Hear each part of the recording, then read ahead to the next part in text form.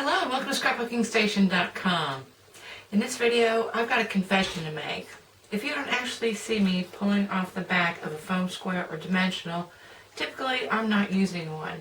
So I'm going to put the camera over my shoulder and we'll take a look at what I'm talking about. You've got all these foam squares, foam dots, dimensionals, strips to create height in your scrapbook layouts.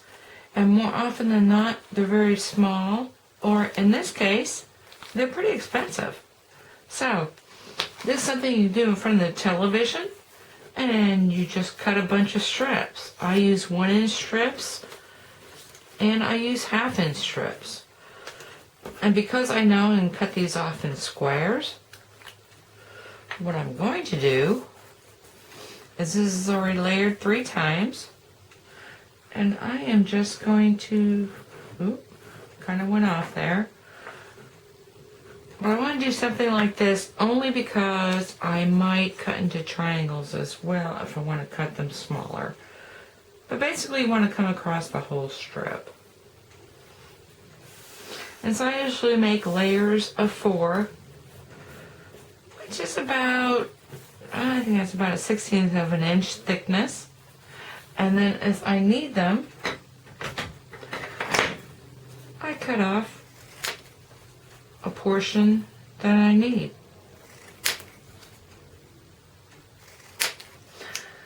And this is really not about being frugal. It's more about controlling the height, because I can actually layer these on top of one another with more glue and get myself a really high dimension.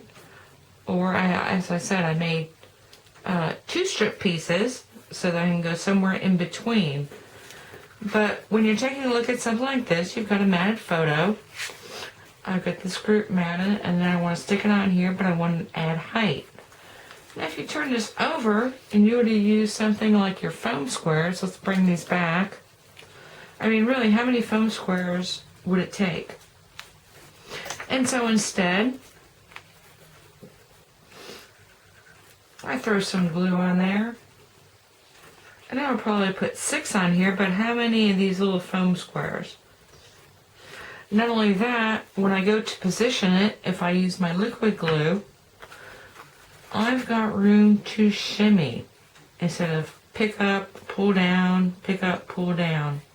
So that makes it way more versatile.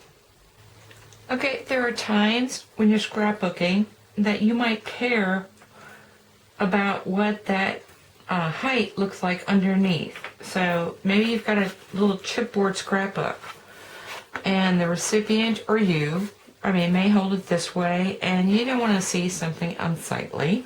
And so here's another option. So I've got the computer cardstock, and this time, since I'm fixing to punch it, I am going to use my glue stick.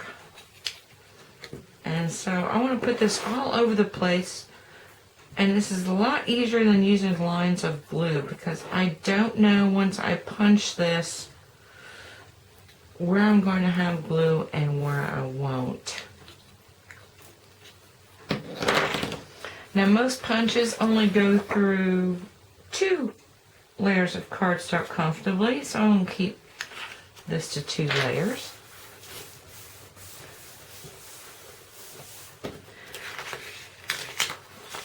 And I'm going to punch away. And this is a double layer cardstock.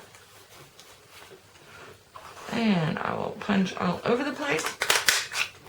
And Stampin' Up! Punches definitely go through 2 layers. And I would use, whatever punches you want. But this one, I can also clip, because remember I've got the glue stick underneath.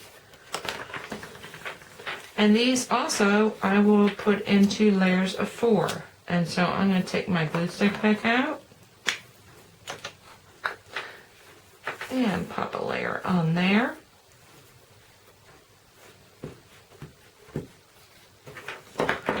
And then just hold it together for a little bit. So I line up the little scallops. And this way you don't have to worry if the dimension is showing underneath, or if someone can see it, because it would be very pretty to see. So that's that.